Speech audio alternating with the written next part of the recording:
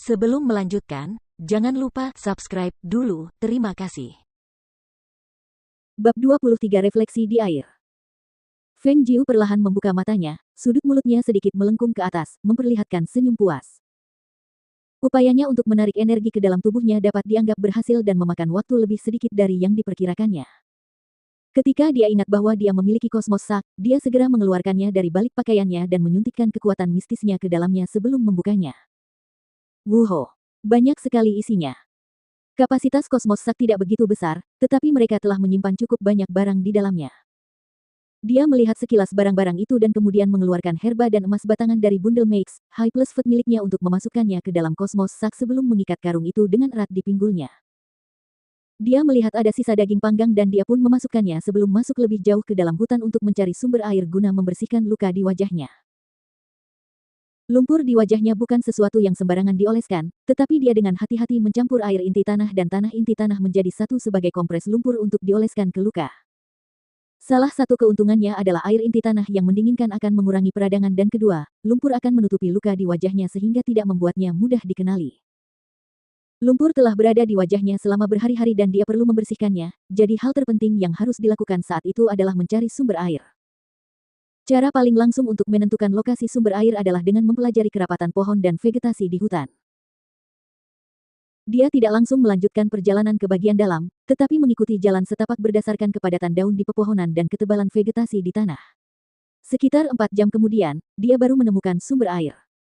Itu adalah sungai yang mengalir, terletak di bagian bawah bukit miring, dan dedaunan pada pepohonan di kedua sisi tepian terlihat lebih lebat. Wah, susah sekali mencari air di hutan ini. Ia menghela napas lega dan langkahnya ringan saat sampai di tepi sungai. Ia berjongkok dan mengambil segenggam air dengan menangkupkan kedua tangannya untuk minum sebelum membuka kosmos sak untuk mengambil sebatang bambu. Ia mengisi penuh tabung bambu itu dan menyimpannya untuk digunakan nanti. Ia kemudian melepas sepatunya untuk merendam kakinya dan ia segera merasakan kelelahannya mengalir keluar bersama air yang mengalir di sungai.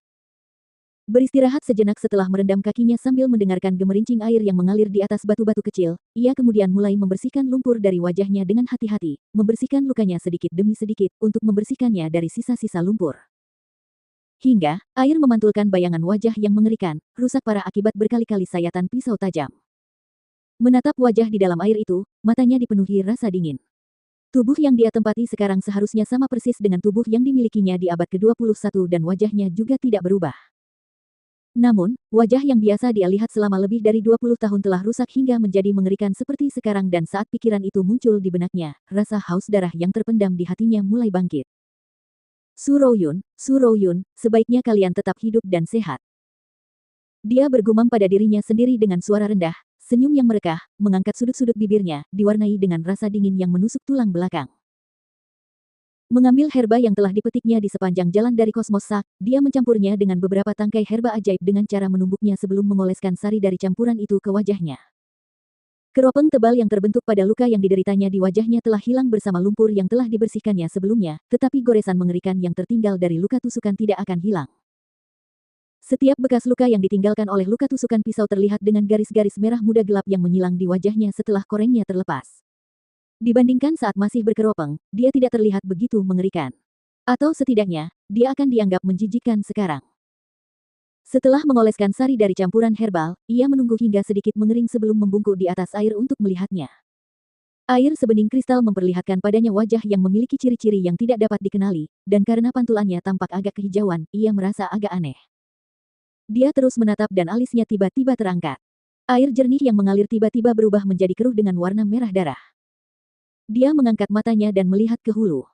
Dia terdiam sejenak sambil berpikir sebelum bangkit dan mengangkat kakinya untuk mengikuti arus sungai ke atas. Butuh waktu sekitar setengah batang dupa sebelum langkahnya berhenti, dan pandangannya tertuju pada segerombolan rumput liar di tepi sungai.